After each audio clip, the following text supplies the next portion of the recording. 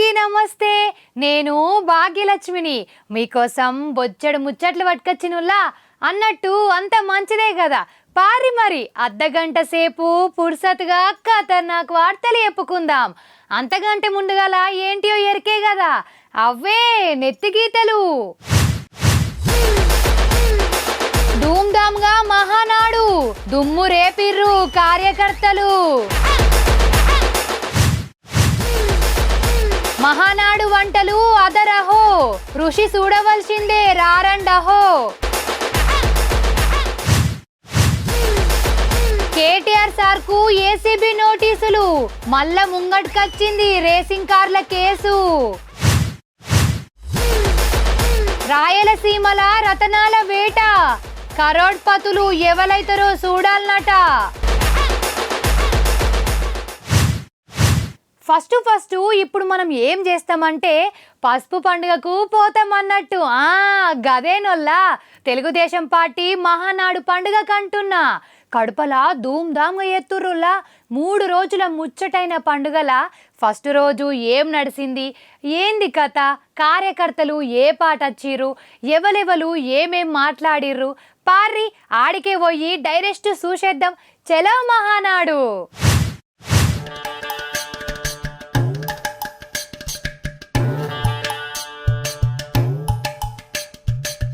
చూసిర్రా, నిజంగా కడప పట్నం అంతా పసుపుమయమైపోయింది. ఏడజూడు జై తెలుగుదేశం, జై చంద్రబాబు, జై లోకేష్ అన్న, జై మహానాడు. ఇగో గివ్వే మాటలిన పడ్డాయి. ఇక తెలుగుదేశం పార్టీ మళ్ళా అధికారంలో కూసున్నాక చేస్తున్న ఫస్ట్ మహానాడు. ఇక చూడుర్రి, అసలు తెలుగు తమ్ములకు పండుగే పండుగ. 2 రాష్ట్రాల నుంచి కార్యకర్తలు లీడర్లు వచ్చిర్రు. సోమవారం సందే లీడర్లు కార్యకర్తలు కడప తోవబట్టిర్రు. అగో చంద్రబాబు సార్ వచ్చిండు చూడుర్రి. సార్ అచ్చుడుతోనే అసలు మహానాడు దద్దరిల్లిపోయింది. కరెస్టు పావు తక్కువ 11 గంటల పార్టీ జెండాను ఎగరేసిర్రు. కాలం చేసిన పార్టీ కార్యకర్తలకు నాయకులకు నివాళిచ్చి సంతాపం కూడా చెప్పిర్రు. అటెన్క పార్టీ రాష్ట్ర అధ్యక్షుడు తొలుత ఉపన్యాసం చేసిండు. పార్టీ జమాకర్సుల నివేదికలు ఇచ్చుడైపోయినాక చంద్రబాబు సారు స్పీచ్ ఇచ్చిండు. సార్ ఏమన్నాడంటే, ఈరోజు కడపలో మహానాడు జరుగుతా ఉంది. ఉమ్మడి కడప జిల్లాలో 10 స్థానాలకు గాను 7 స్థానాలు గెలిచాం. మన సత్తా చాటాం. ఈసారి ఇంకొంచెం కష్టపడితే 10కి 10 మనమే స్వీప్ చేస్తాం.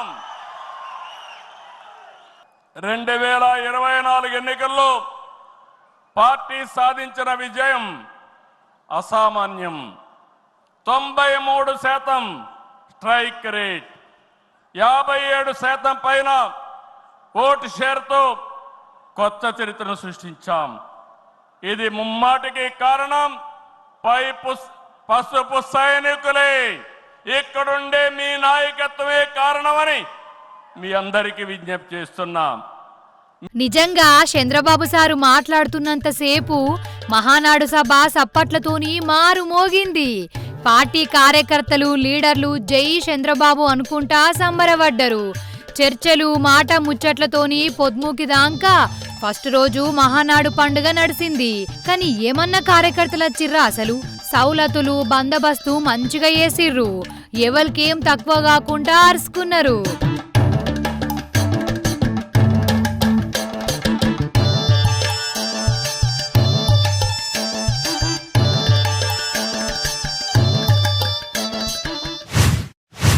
ఆహా ఏమి రుచి, తినరా మై మరచి.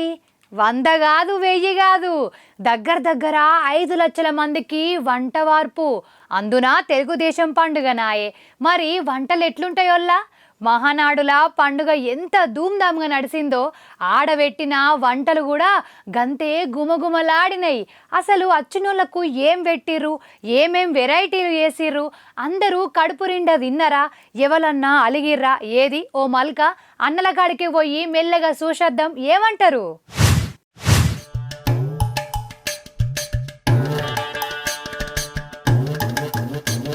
వారెవ్వా, నిజం చెప్తున్నా, ఏమనుకున్నా మంచిదే. ఇగో ఈ వంటలను చూస్తుంటే నాకైతే ఊరిల్లే వస్తున్నాయొల్లా. ఒకటా రెండా దగ్గర దగ్గర 30 రకాల వంటలు. మరి ఆంధ్ర స్టైల్ అంటే ఆంధ్ర స్టైలే, రాయలసీమ స్టైల్ అంటే రాయలసీమ స్టైల్, తెలంగాణ రుచులంటే తెలంగాణ రుచులు. ఎవరికి ఏది నచ్చితే అది తినుడే, ఎంత తినాలనుకుంటే అంత. షానొద్దుల తర్వాత చికెన్ మటన్ నీసు కూడా పెట్టిర్రోల్లా. ఇక మహానాడుల వండిన వంటలేందో చెప్తా. నాష్టాల పొంగలి, ఇడ్లీ, టమాటా బాతు, షాయి తాగేటోళ్లకు షాయి, కాఫీ కావాలంటే కాఫీ. ఇక పగటీలి అన్నంలా గోంగూర చికెన్, ఆంధ్ర స్టైల్ చికెన్ కూర, ఎగ్ రోస్ట్ అట, రోటీ పచ్చడి, తెల్లన్నం, ప్లేన్ బిర్యానీ, సాంబారు, ఉల్వచారు, మామిడికాయ తొక్కు, పెరుగు. ఇక నీసు తిననుల కోసము గోంగూర మఖానా, ప్లెయిన్ బిర్యానీ, టమాటా పప్పు, తెల్లన్నం, పెరుగు, చిప్సులు, ములక్కాయ టమాటా పులుసు, బెండకాయ బూందీ. ఇక మాపటీలేమో మల్ల షాయి పోసిర్రు. Coffee కావాల్సినోళ్లకు coffee పోసిర్రు. కడుపుల ఆసర ఉండేతందుకు సమోసాలు, బిస్కెట్లు, పకోడీలు, షెకోడీలు, మిరపకాయ బజ్జీలు కూడా ఇచ్చిర్రు. ఇక రాత్రికేమో అన్నంలా వంకాయ బఠానీ కూర, ఆలుగడ్డ ఫ్రై, పెసరపప్పు చారు, రోటీ పచ్చడి, పెరుగు. ఇగో గిట్లా పెట్టుకుంటూ పోయిర్రు. ఇక స్వీట్ల ముచ్చట చెప్పలేదు కదా. స్వీట్లల్లనేమో తాపేశ్వరం కాజా, మైసూర్ పాకు, చక్కెర పొంగలి, హల్వా. ఇగో ఇసోంటి కూడా పెట్టిర్రోల్లా. ఫస్ట్ రోజు 2 లక్షల మంది కోసం వంట వండిర్రట. ఇక 3వ రోజు మాత్రం 5 లక్షల మందికి వండుతారు. గింతమంది కోసం 1700 మంది వంట మాస్టర్లు వచ్చిర్రట. ఇక అన్నం వడ్డించేందుకు 800 మందిని పెట్టిర్రు. మొత్తానికి మహానాడు పండుగకు తగ్గట్టే వంటలు కూడా కార్యకర్తల మనసులను దిల్ఖుషి చేసినాయి పో.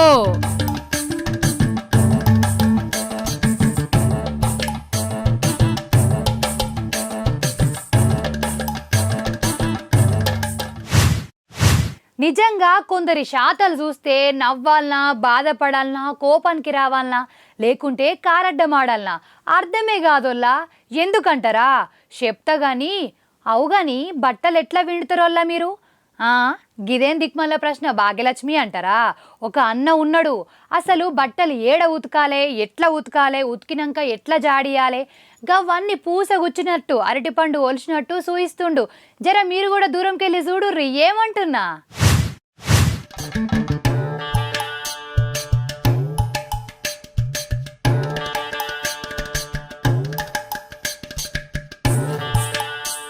ఇప్పుడు మనం వికారాబాద్ జిల్లా తాండూర్ బస్టాండ్ కాడ ఉన్నాం. జోరు వాన పడుతుంది. రోడంతా చెరువు లెక్క మారిపోయింది. అంతల్నే ఒక మునగాడొచ్చిండు. పుర్సత్గా కూసున్నాడు. సల్మాన్ ఖాన్ ను మతికి తెచ్చుకొని అంగిప్పుడు ఇక ఉతుకుడు స్టార్ట్. అసలు ఏమన్నా తెలివిగల్లోడా మనిషి? ఇంత పెద్ద వానలా ఉతుకుడు కార్యం ముంగట వేసుకున్నాడంటే గొప్పోడే.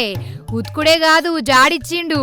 ఇక అదే వానలా ఆరేద్దాం అనుకున్నాడట గాని పాపం మనోన్కి దండెంగానే వాళ్ళే. అందుకే అట్లనే వేసుకొని పోయిండు. ఇక ఈ సారు వారి పర్ఫార్మెన్స్ కు తాండూర్ జనాలకు చక్కెర వచ్చినట్టు అయిందట. ఏ పాట తాగిండో గాని గింత పెద్ద జోరు వానల కూడా అదరక బెదరక అంగి విండుకున్నందుకు ఈయనను గిన్నీస్ బుక్కులన్నా లేకుంటే లిమ్కా బుక్కులను కమస్కం బ్రాండీ బుక్కులను ఎక్కియవలసిందే అని తాగుబోతుల సంఘం తాండూర్ శాఖలు డిమాండ్ ఎత్తుర్రట. అదన్నట్టు సంగతి మరి.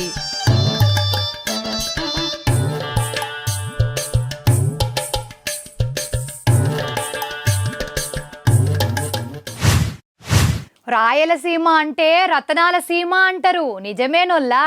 నిజంగా ఆడ తొలసూరు వాన వడంగానే రత్నాలు వెళ్తాయట. వానకాలం షురు అవుడుతోనే కొందరు ఉన్నట్టుండి కారడు పతులో కమస్కంలకు పతులో అయితుంటారేంది. ఒక రైతు లక్షాధికారిగానే అయిండు. ఎట్లనో సూదురట రారి నా ఎంబడి కర్నూలు జిల్లా దాకా.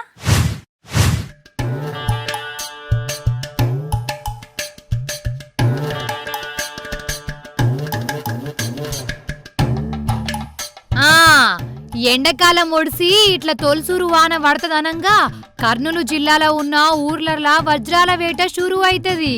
తెల్లారు లేసుడే జనం వీటి పని మీద పడతారు.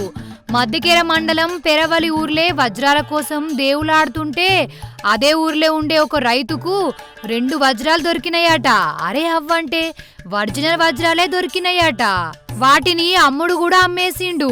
ఒక వజ్రమేమో 1,50,000కు అమ్ముడు పోతే ఇంకో వజ్రానికి 30 లక్షలిచ్చి కొంచెపోయిర్రట. అంటే ఒక్క రోజుల్నే ఆ రైతు లక్షాధికారి అయిండన్నట్టు.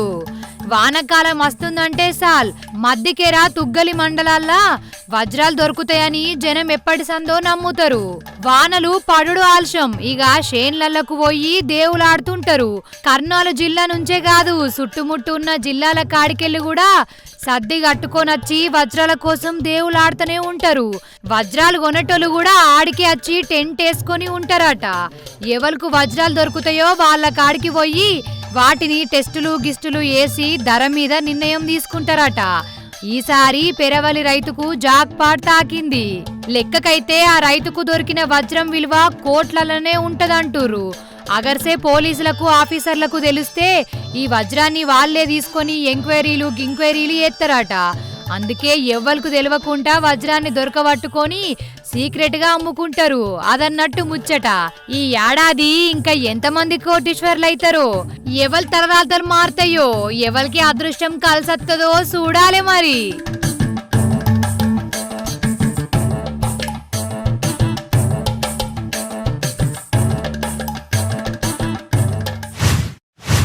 ఢిల్లీకి రాజైనా తల్లికి కొడుకే అని అంటారు కదా, వాస్తవమే. కానీ ఇప్పుడేమంటుర్రంటే ఢిల్లీకి రాజు కాదు కదా, ప్రపంచంలోనే తురుంకనైనా ఇంటామె ముందు పిల్లే. ఇప్పుడు గిట్లే నడుతుంది కథ. ఏ మాట కామాటనుల్లా కాలం మారింది కదా, కథ వెనకట్లెక్క ఉన్నదా మరి. వెనకటంటే పెన్మిటంటే జరంత భయం ఉండేది, ఇంటామెకు మస్తు ప్రేమ కూడా ఉండేది. ప్రత్యక్ష దైవం అన్నట్టే ఉండేటోళ్ళు. మరి ఇప్పుడు కథ ఎట్లున్నదోల్లా, అదేందో దునియాలా ఎవ్వరు ముందైనా గల్లా ఎగిరేసే ధైర్యంగా ఉండేటోళ్ళు కూడా ఇంటికొచ్చినాక మాత్రం ఇంటామకు భయపడతారటోళ్ళ. అయినా ప్రతి ఇంట్లో దినం లొల్లులు జవడాలు అవుతూనే ఉంటాయి. కొన్ని ఇండ్లలోనైతే కరాటేలు బాక్సింగ్లు కూడా కొట్టుకుంటారు కూడా. అలాంటి కథలు అవుతాయి. పెన్మిటి నోరెత్తుతే ఇంటామే షీపురు కట్టె మర్రెత్తది. ఇసొంటోళ్ళను నేనే బొచ్చెడు మందిని చూసిన. అయితే గిట్ల సాదా సీదా జనాలే కాదు, ఆఖరికి దేశ ప్రధానులు అధ్యక్షులు కూడా ఇంటామె కనబడితే ఆగమాగమైతుర్రు కాదు. అగో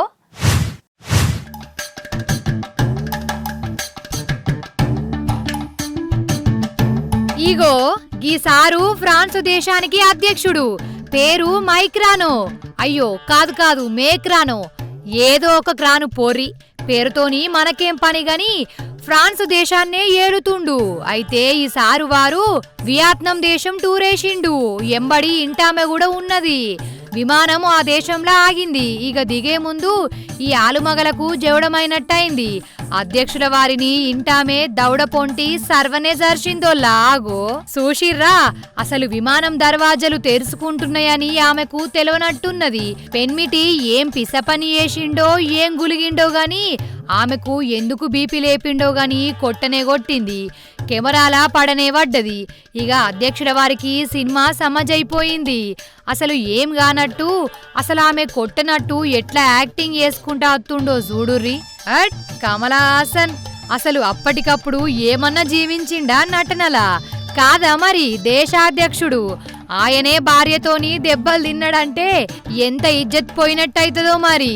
ఇదంతా చూసినాక నాకు అర్థమైంది ఏందంటే, భూగోళం మొత్తంలా ఏ మూలకువో ఏ ఇంట్ల చూడు ఇగో గిదే కథుంటది. ఆలుమగల నడుమ పంచాదికి ఉన్నోళ్ళు లేనోళ్ళు సాదాసీదా జనాలు సెలబ్రిటీలు పాలేర్లు ప్రధానులు అన్న ఫరక్ ఉండనే ఉండది, అంతే కదా.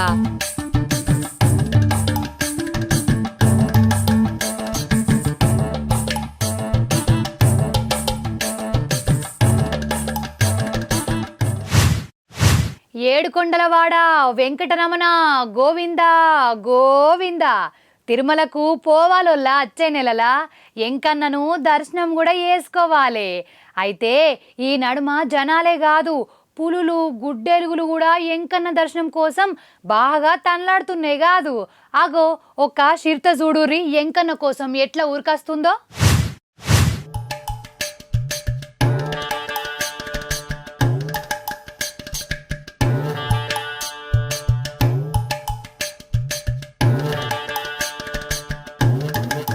ఇగో ఇది తిరుమల నుంచి తిరుపతికి వచ్చే ఫస్ట్ ఘాట్ రోడ్లల్లా దగ్గరలోనే వినాయక స్వామి గుడి ఉన్నది.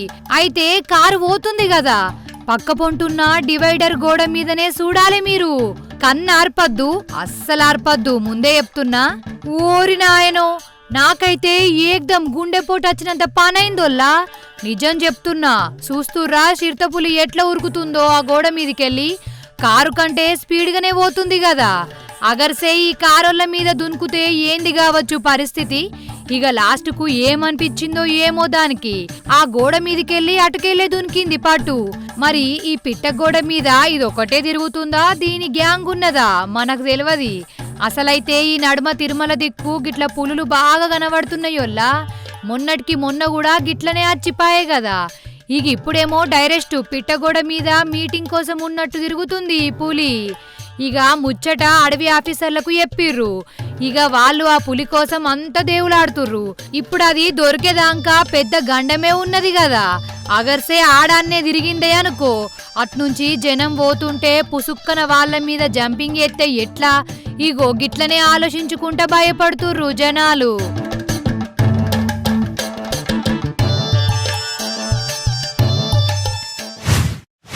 ఫార్ములా కార్ రేసింగులా కుంభకోణం అని ఆ నడుమ బాగా వినబడ్డది కదా.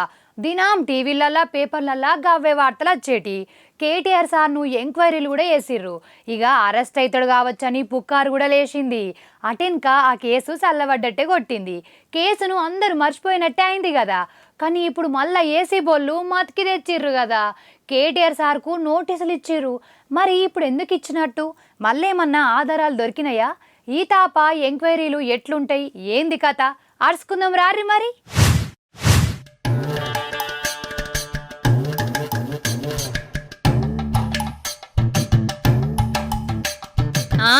ఫార్ములా ఈ రేసింగ్ కారు మతికొచ్చింది కదా.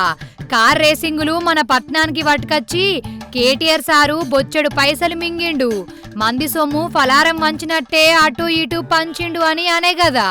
ఇక ఆ కేసు మీద ఏసీబీ ఆఫీసర్లు కేటీఆర్ సార్కి నోటీసులు ఇచ్చిర్రు సోమవారం నాడు. గిట్ల సంగతి, ఈ బుధవారం నాడు నిన్ను ఎంక్వైరీ చేసేది ఉన్నది, ఒకసారి అచ్చిపోదువట గాని రా అని ఏసీబీ నోటీసులు పంపింది. అయితే కేటీఆర్ సారు ఫారెన్కి పోయిండు. గిదే ముచ్చట కాగితంలో రాసి పంపిండట ఆఫీసర్లకు.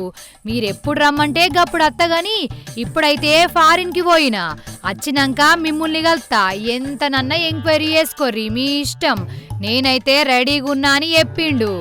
ఇక ఇంకో దిక్కు ఎమ్మెల్సీ కవితక్క కూడా అన్నకు నోటీసులు ఇచ్చిరని ఎరకవుడుతోనే ట్విట్టర్ గుట్లే రేవంత్ సార్ మీద గరమైపోయింది. అసలు ఇది తరీకనేనా, కావాల్సుకొని ఎత్తుర్రు. నోటీసులకు గీటీసులకు భయపడేటోళ్ళు ఎవ్వలేరిక్కడ. ముందు పాలన చక్కగా ఎయ్యి అని గట్టిగానే రాసుకొచ్చింది. మొత్తానికి మెల్లమెల్లగా మర్చిపోయి ఇక కార్ రేసింగ్ కేసు లేదు ఏం లేదు అని ఇప్పుడిప్పుడే వాళ్ళు వీళ్ళు అనుకుంటుంటే ఏసీబీలోళ్ళు మళ్ళా ఫైలు ముంగట్కి పట్టుకొచ్చి రామన్నకు నోటీసులు ఇచ్చిర్రు. మరి ఈ తాప ఏమైతుందో ఏందో గది తెలవాల్సి ఉన్నది మరి.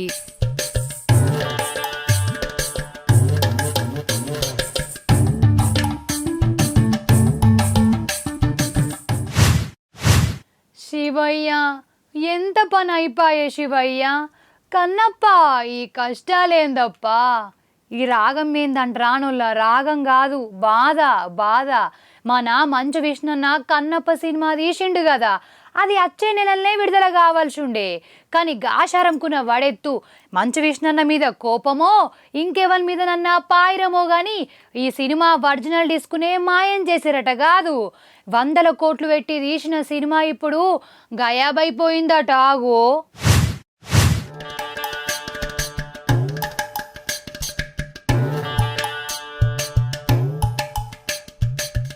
అబ్బా నిజంగా కన్నప్పకు గిన్ని కష్టాలత్తాయి అనుకోలేదోలా.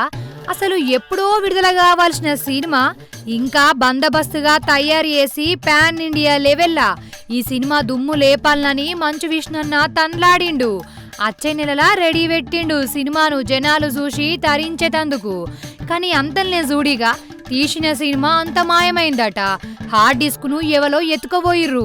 ఇప్పుడు అది ఉంటేనే సినిమా కార్యం ముంగట పడుతుంది. ఆఖరికి విష్ణన్న చూడాలన్నా ఆ డిస్కే కావాలి. అసలే కన్నప్ప సినిమాను 100 కోట్ల రూపాయలను ఖర్చు చేసి పెద్ద పెద్ద హీరోలను పెట్టి ఫారిన్ దేశంలో షూటింగ్ చేసి ఇక ఆఖరికి ఈడ గ్రాఫిక్స్లు కలుపుదామనేసరికి అసలు క్యాసెటే మాయం చేసిర్రు. ఎంత బాధ అనిపిస్తుంది ఎప్పుర్రి ఎవరికన్నా. అయినా గన్ని కోట్లు పెట్టి తీసిన సినిమా గట్ల మాయమవుడేంది, గాయంత సొయ్యుండదా అని అనిపించచ్చు. అయితే ఈ సినిమా గ్రాఫిక్స్ ను బొంబాయోళ్ళు వేసి డిస్కును వీళ్ళ కంపెనీకి పంపిర్రట కొరియర్లా. ఆ కొరియర్ ను ఆఫీసు బాయ్ తీసుకొని చరతి అనేట ఆమెకిచ్చిండు. ఆ శరతవ్వ అది తీసుకొని జాడపత్తకు లేకుండా పోయింది. అసలు ఎటు పోయింది, ఎందుకు పోయింది, ఆ క్యాసెట్ ను ఏం చేసుకుంటది, నెత్తి మీద గిట్ట పెట్టుకుంటదా, బొంద పెడతదా, గదే అర్థమైతలేదట. అసలు ఆమె ఎవలో గిట్లా చెయ్యమంటనే ఏత్తాంది. నాకు తెలుసు నా మీద కండ్ల మంటతనం పెట్టుకున్నోడే నా సినిమా మీద పగ పెట్టుకుంటుండు అని విష్ణన్నకు అనుమానం కొడుతుందట. డైరెక్ట్ పోలీస్ టౌన్లనైతే ఫిర్యాదయిండు. ఫిలిం నగర్ పోలీసులు ఎంక్వైరీలు దర్యాప్తులు ఎత్తురు. అయినా కన్నప్ప సినిమాను కొట్టెత్తే ఎవరికి లాభం కావచ్చు, ఏందో ఏమో పాటు. పాపం మంచు కుటుంబం మంచు కోసం ఏ పని ముంగట పెట్టుకున్నా ఈ నడుమ గిట్ల తిర్రమర్ర కొడుతున్నాయని బాధపడుతురు వీళ్ళ అభిమానులు.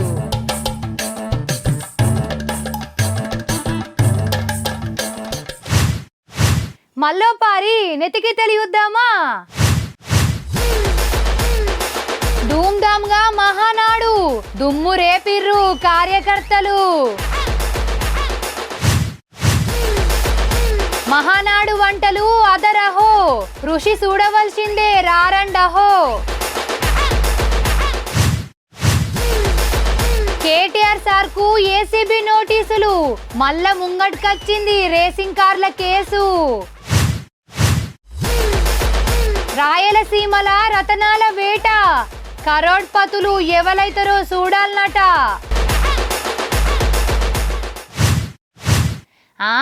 వార్తలు చూసిర్రు కదా, ఇంకా మీతోని ముచ్చట పెట్టబుద్ధి అవుతుంది కానీ అర్ధగంట మైల్నే ఓడిసిపాయే. మళ్ళొచ్చినప్పుడు ఇంకెన్ని మంచి వార్తలు పట్టుకొత్తా. మరి నేను పొయ్యొద్దునా, ఉంటా మరి.